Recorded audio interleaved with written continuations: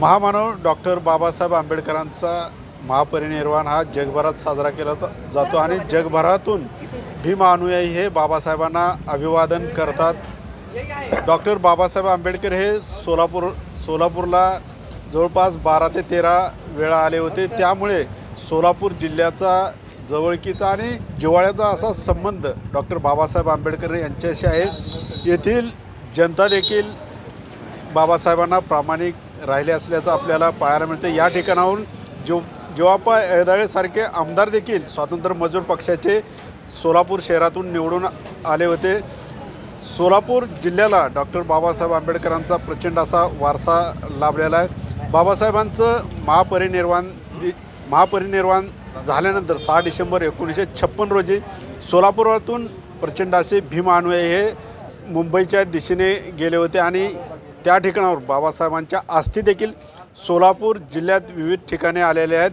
त्यामध्ये मोहोळ शहराचा देखील समावेश होतो। मोहोळ शहरातील काही नागरिकांनी भीम अनुयायींनी या ठिकाणी अस्थी आणल्या होत्या। नेमका तो इतिहास काय हे आपण जाणून घेणार आहोत। आपल्यासोबत पत्रकार संजय आठवले आहेत, ज्यांनी की ही सर्व माहिती कलेक्ट केली, गोळा केली आणि त्याचं बातमीत रूपांतर केलं। आपल्यासोबत संजय आठवले आहेत। तर काय सांगाल साहेब, काय माहिती या संदर्भात आपल्याकडे आहे? मी ज्यावेळेस पत्रकारितेला सुरुवात केल्यानंतर बाबासाहेबांच्या अस्थी असलेल्या मोहोळ ठिकाणाला प्रसिद्धी देण्याचं माझं भाग्य लाभलं।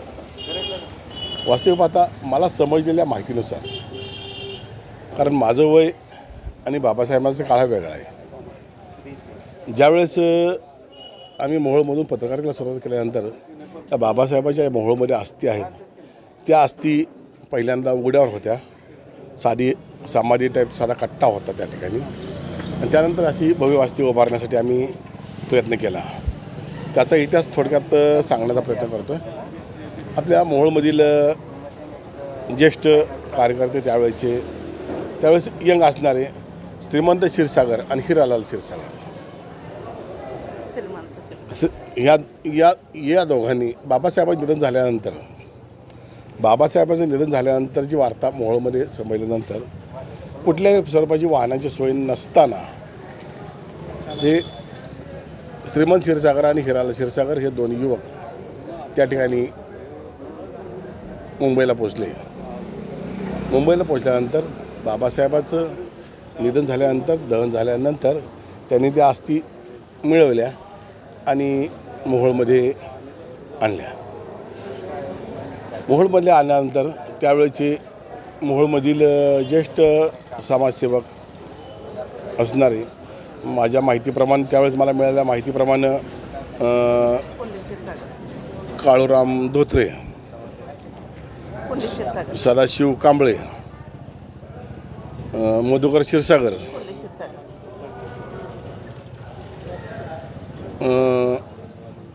दौलत आठवले, उमाजी बनसोडे, तर अशी काय त्यावेळेचे ज्येष्ठ या भागातले जे काम करत होते त्या लोकांच्या कानावर ही वार्ता त्यांनी घातली। ती वार्ता लोकांच्या कानावर घातल्यानंतर त्यांनी त्या बाबासाहेबांची समाधी अस्थी जतन करण्याचा निर्णय घेतला। यामध्ये एक महत्त्वाचा असा प्रश्न उभा राहतो की मुंबईतून अस्थी या ठिकाणी कशा आणल्या? ते खिशात घालून आणल्याचं एक सांगितलं, त्यात कितपत तथ्य आहे? त्यावेळेस त्या अस्थी मिळाल्यानंतर त्यांनी त्या कपड्यामध्ये बांधून आणल्या होत्या असं मला समजलं होतं। कपड्यामध्ये बांधून आणल्या आणि त्या तांब्यामध्ये मोहोळमध्ये ठेवल्या। मोहोळमध्ये ठेवताना पितळेच्या तांब्यामध्ये, त्यावेळेस पितळ धातू मौल्यवान होता, आणि त्यावेळेस तांब्यामध्ये त्या अस्थी मोहोळमध्ये त्या समाधी स्वरूपात ठेवल्या असं मला समजलं होतं त्यावेळेस। पुढे या अस्थी स्मारकाचं रूपांतर कसं झाले, चैत्य स्मारकात कसं झाले?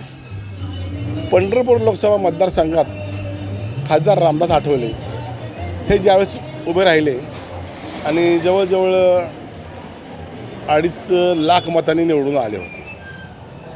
निवडून आल्यानंतर आम्ही बाबासाहेबांच्या अस्थी उघड्यावर असल्याची वार्ता त्यांना कळविली।